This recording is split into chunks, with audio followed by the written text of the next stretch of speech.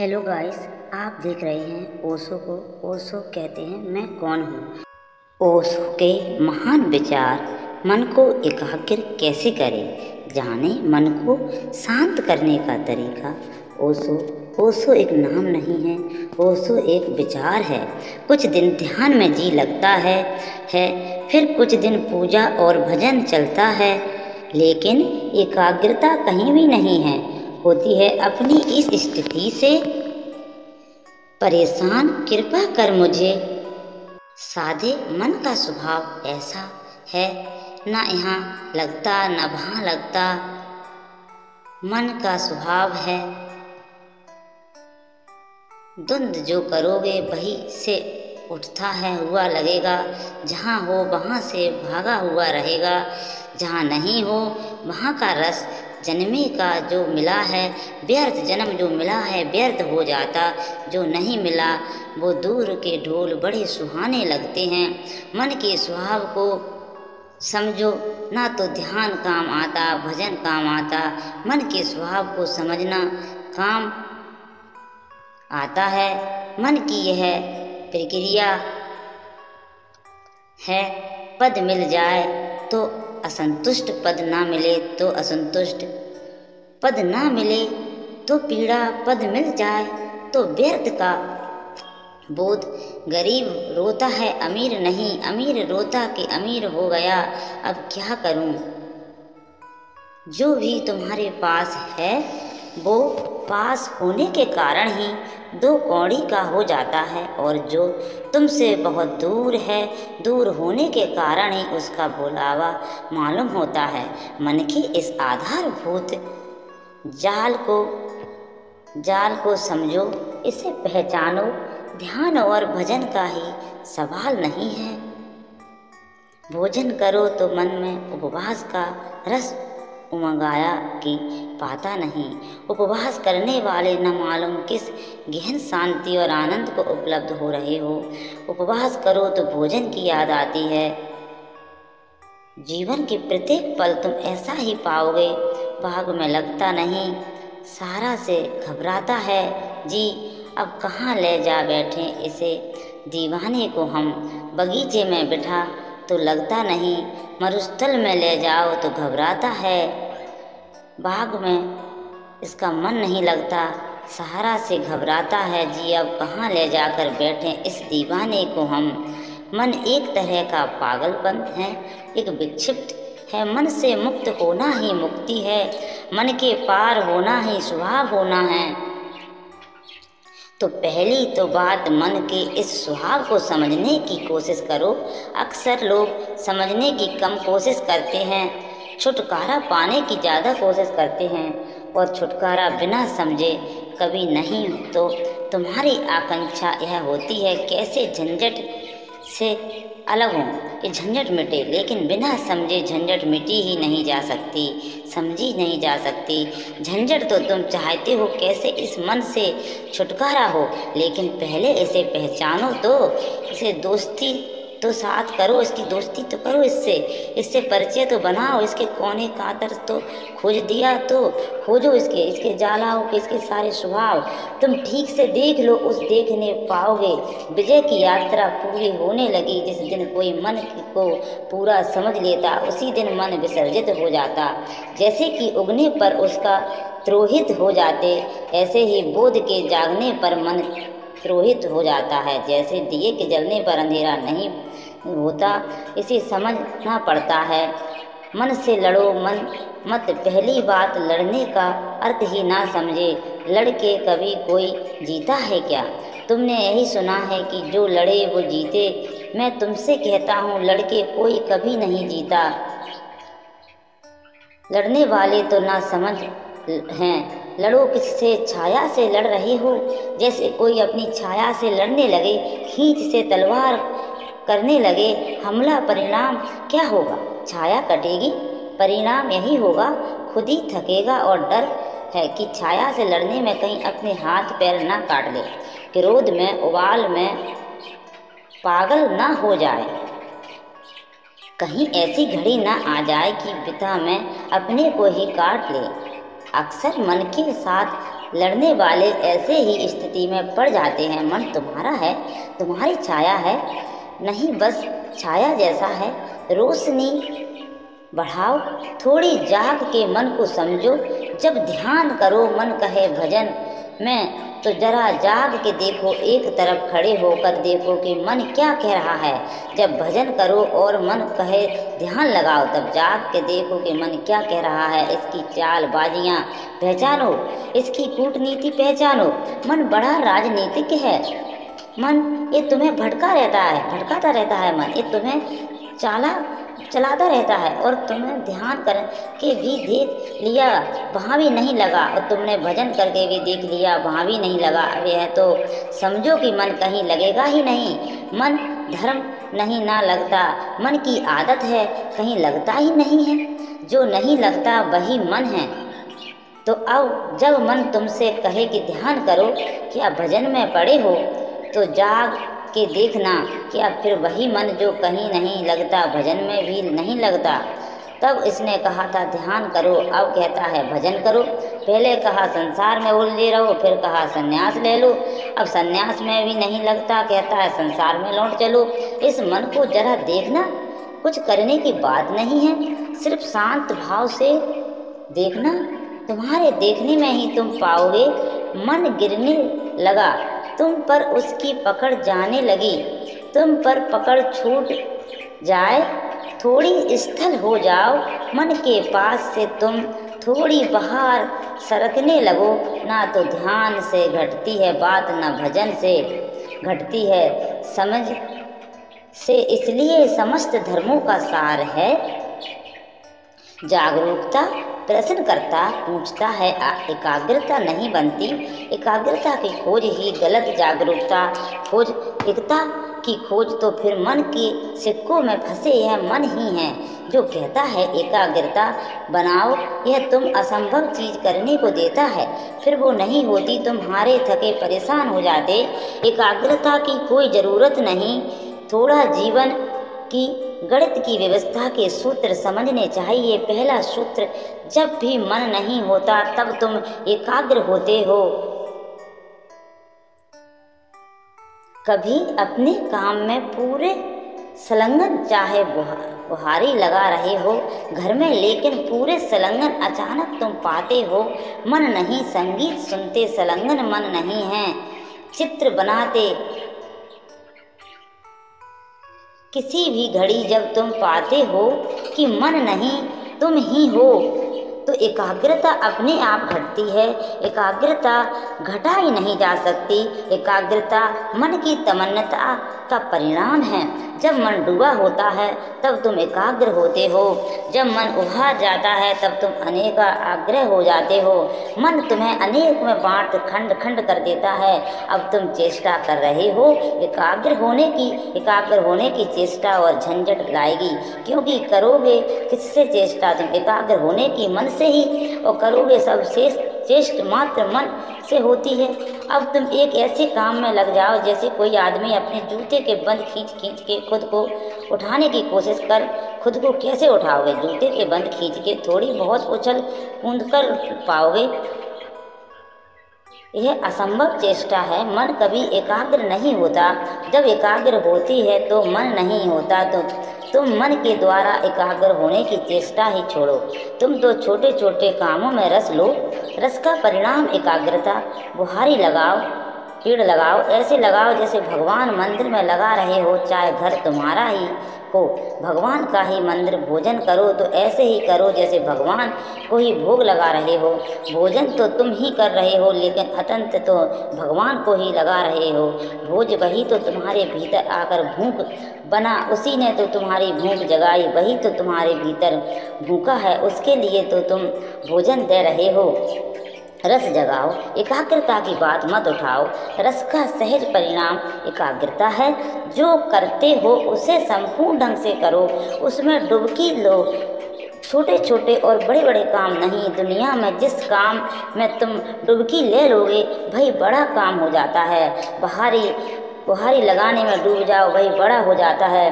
कबीर कहते हैं, खाऊं पीऊं सोऊं सेवा उठूं, सुबह उठूं बैठूं सो परिक्रमा, मेरा उठने बैठना उस परमात्मा की परिक्रमा है। और जो मैं खाता पीता हूँ यही उसकी सेवा है।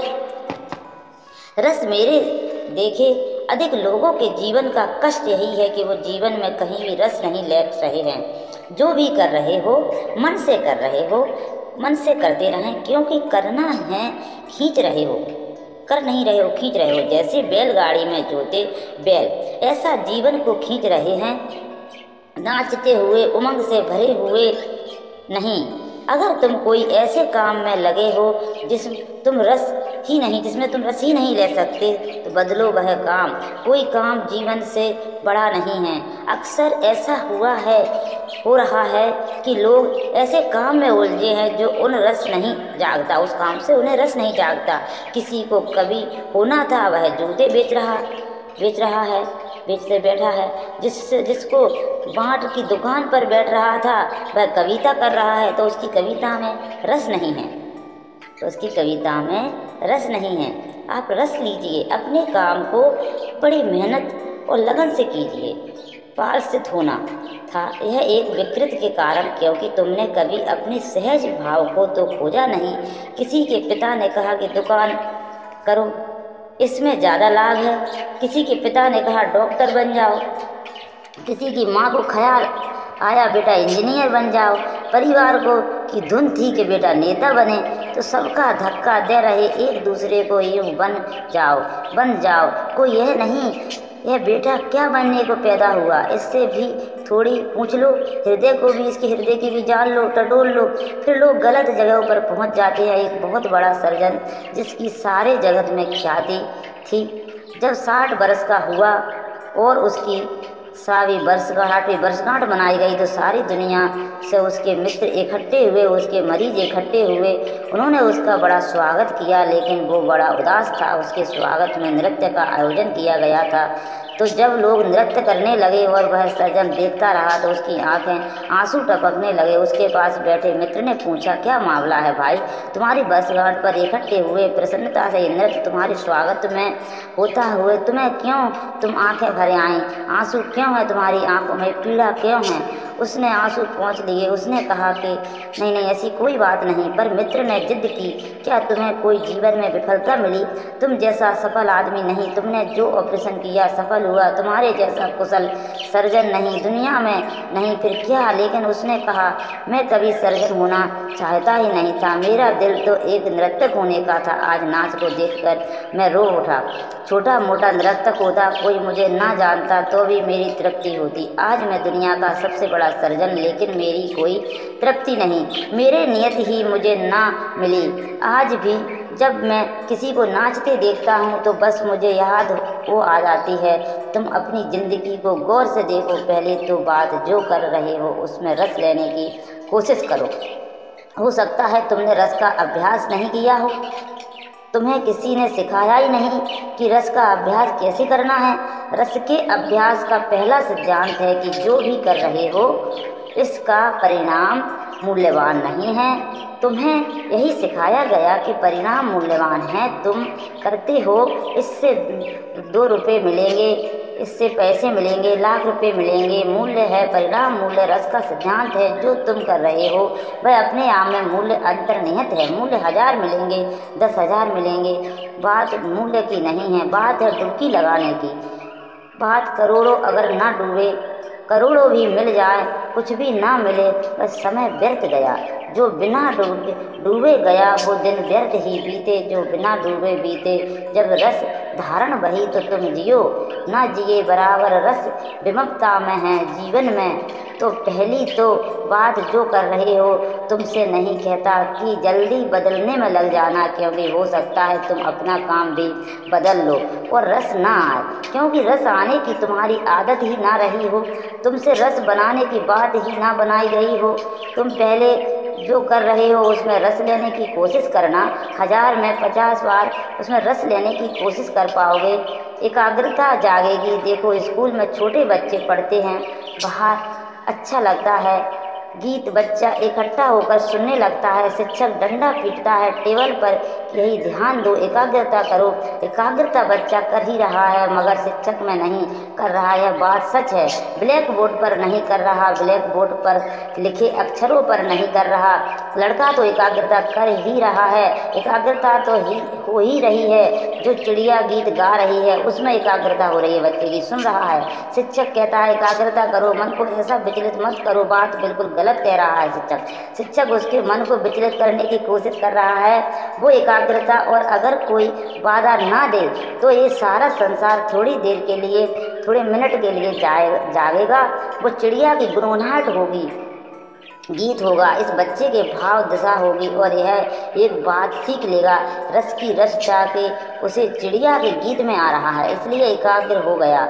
उसी कक्षा में ऐसे बच्चे भी हैं जिन्हें रस गणित के एक प्रश्न में आ रहा है, एकाग्र हो गए हैं। हमें लोगों को एकाग्रता नहीं सिखानी चाहिए, उनका रस देखकर उन्हें दिशा देनी चाहिए। जो बच्चा गणित को सुनकर एकाग्र हो गया वह बाहर नहीं देखेगा। भौंकते कुत्ते, लड़ती बिल्लियाँ, गीत गाती चिड़ियाँ, रास्ते पर बैठे मदारी की बीन कुछ नहीं सुनाई पड़ती है। बच्चा आइंस्टीन होने को पैदा हुआ है, इसकी एकाग्रता है ही खबर देती है। अब इस बच्चे से तुम कहो कि चिड़ियाँ गीत गा रही हैं, उन्हें सुनो, एकाग्र करो, या ना कर पाएगा। यह संभव नहीं होगा। हमें देखना चाहिए कि कहाँ हमारी एकाग्रता है, वही हमारा जीवन है। मगर आज अचानक जीवन बदलने का तुम्हारे हाथ में उपाय नहीं, आज तो पहचानने का भी उपाय नहीं।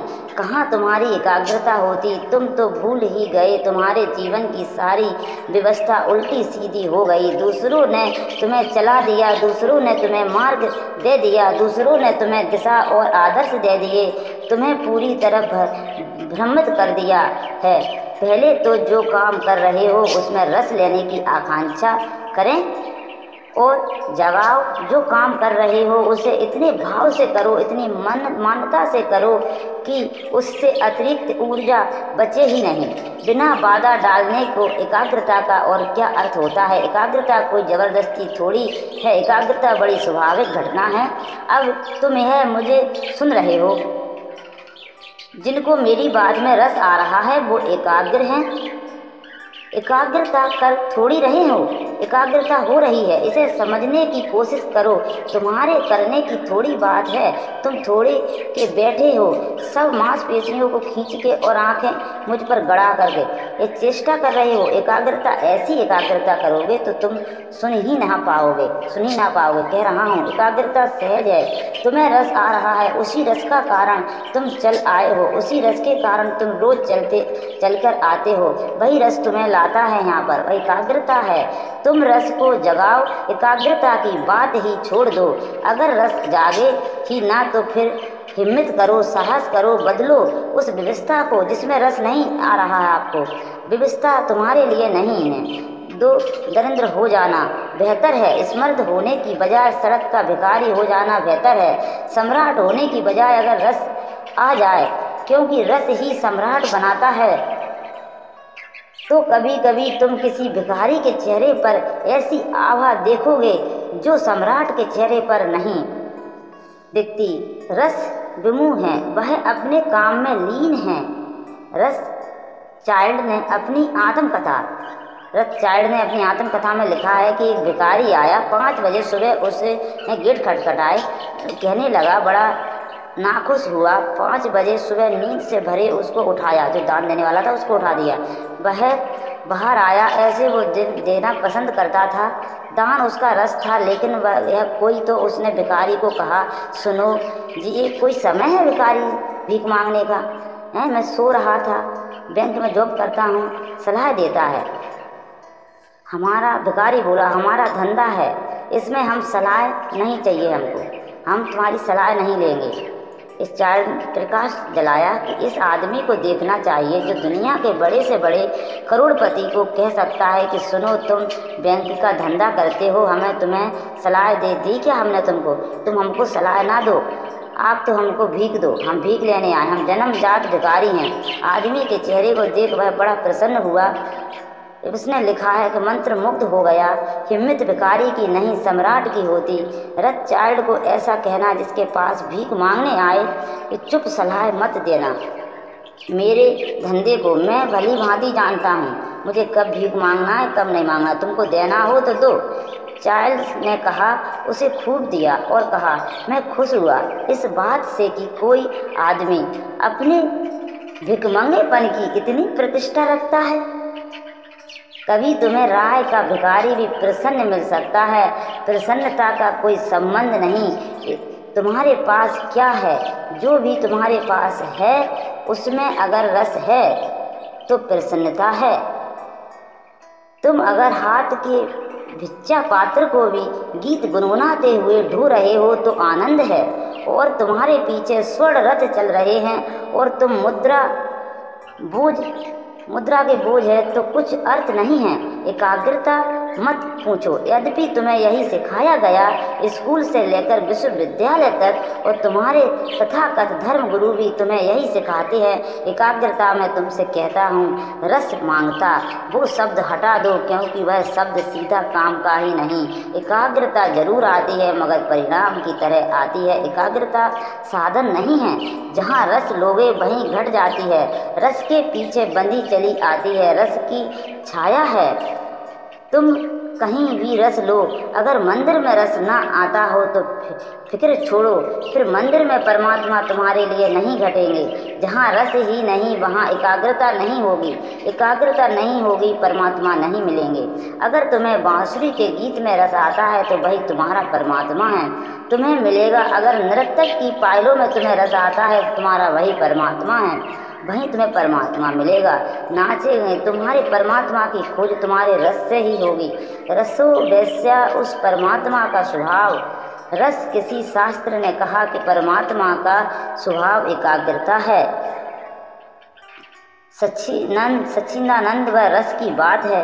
तुम्हें जहाँ आ जाए रस, जहाँ आ जाए आनंद, जहाँ उमंग उठे, जहाँ तुम खिल उठो, फिर वह कुछ भी हो, चाहे खेल हो तो प्रार्थना बन गई।